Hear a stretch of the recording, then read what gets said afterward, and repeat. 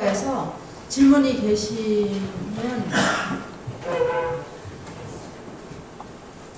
질문 계신 분 손 좀 들어보시죠.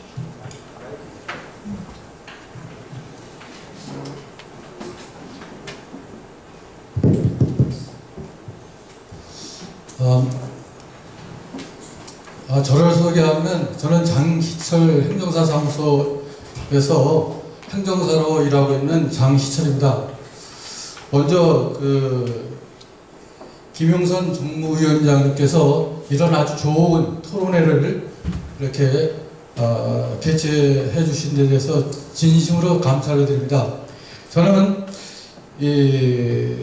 국가 이 정책에 대해서 굉장히 심도 있게 많이 연구를 하고 있습니다. 근데 특히 이쪽 금융감독원 또 금융감독위원회 이쪽에 대해서 아주 굉장히 위험할 정도로 심각할 정도로 보완이 필요하다 이런 생각에서 말씀을 드리겠습니다. 지금 제가 피부로 느끼고 있는 부분을 좀 말씀을 드리면은 금융감독위원회 또 금융감독원이 현실에 아주 맞추지 못한 지금 경제가 굉장히 어려운데 거기에 너무나 못 미치는 행정을 하고 있다고 생각됩니다. 왜냐하면은 토론회에서도 이렇게 말씀을 주셔가지고 이렇게 솔직하게 말씀을 주셔가지고 굉장히 진실을 그대로 말씀을 주신다 그래가지고 굉장히 반갑게 생각을 했는데 민원인이 부조리라든지 위법사항에 대해서 금융감독원이나 금융감독위원회에 민원을 제기했을 때 전혀 제 기능을 못합니다. 그거는 토론회에서도 언급했던 내용 중에서 이거 좀 안타깝고 그렇지만은 거기에 대해서 참 미안하다는 말뿐이 어떻게 할 수가 없습니다.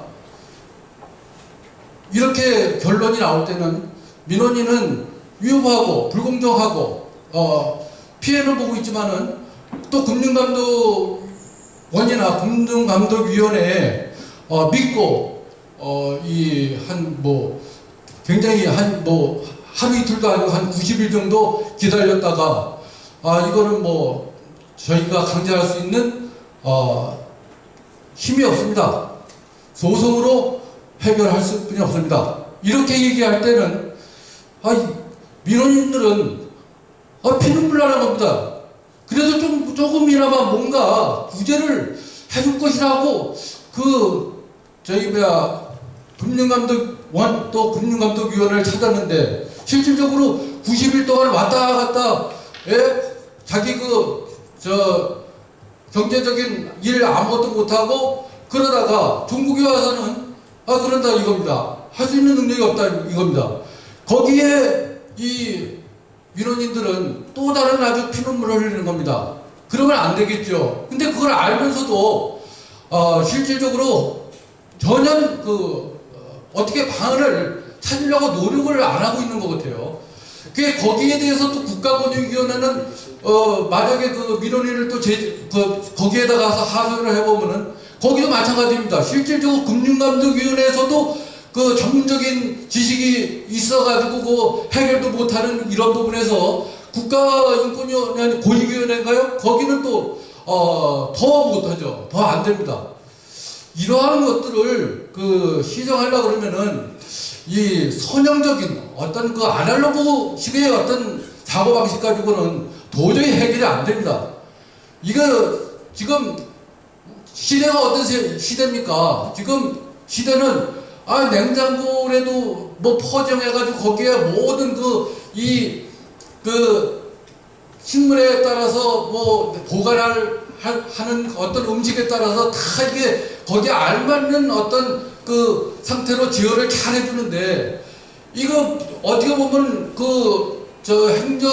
거기에 금융감독원, 금융감독위원회에 근무하시는 그런 분들의 조금만 어떤 진짜 국민을 위해서 헌신할 수 있는 마음만 가져도 해결될 수 있는 부분인데 이게 그런 부분이 미흡해가지고 이 방안까지도 아무 어떤 대책이 알면서도 어떤 대책이 전혀 이루어지지 않는다는 것은 심각할 정도입니다. 그래서 저는 좀 말씀드리고 싶은 거는 핵심은 하나입니다. 뭐냐면 그 대통령님께서 지금 소기업도 어렵고 경제도 신용불량 400만 200만 되고 있는데 어려운 사람들 좀 융자 좀 내주십시오. 그러면은 금융감독위원회나 금융감독원이라든지 나서가지고 그것을 갖다가 대통령께서 말씀하시는 것을 갖다가 그걸 도와드리고 국민들을 도와드리고 말씀이 서게 해주셔야 되는데 대통령님께서는 어떻게든지 기도 가운데서 해보려고 노력하는데 금융감독위원회나 금융기관이나 금융감독원이나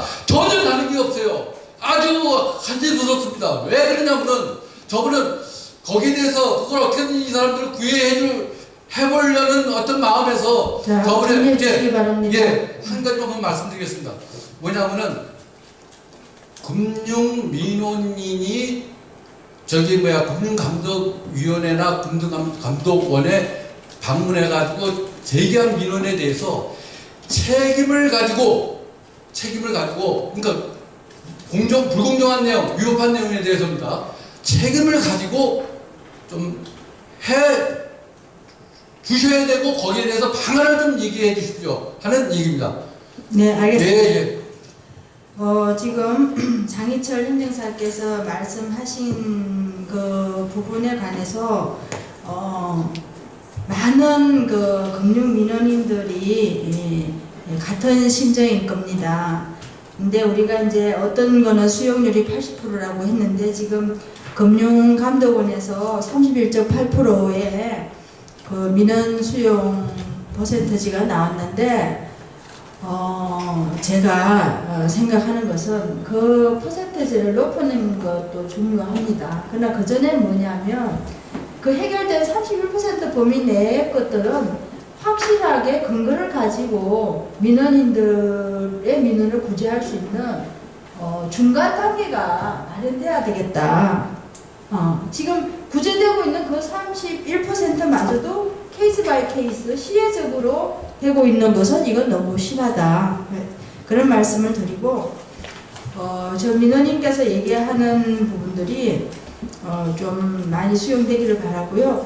근데 이제 저는 좀 중간 단계에 많은 그 구제 장치가 필요하고 또 파생 상품이 위험을 해지하는 수단으로 하는데 그럼에도 불구하고 그 이득과 그 소득 사이에 또는 그 그러니까 소비자가 이해하는 지식과 금융기관이 추구하는 그 상품 사이에 괴리가 있을 수밖에 없는데 우리 그 김병년 위원께 묻는데 그 금융기관이 얻는 이득의 일부를 가지고 그 중간에 애매한 그 개혁을 커버하는 금융보험 이런 거는 필요하거나 가능하거나 하지 않는지 궁금합니다. 말씀해 주시죠. 글쎄 그거는 우리가 이제 자본주의 사회에서 이걸 이렇게 어떤 사적 재산권이 있는데 이건 이제 없는 것 같고 그러니까 이제 이거를 제가 아까 얘기를 했죠. 사회적 책임이라는 문제를 이렇게 했으니까 뭐 강제할 수는 없고 금융기관 사회적 책임을 이렇게 하는데 그래서 그거를 이제 소비자 감시단체가 있어가지고 우리가 미국에서 자동차 회사에 대해서 그 소비자 단체들이 계속 점수를 매기거든요.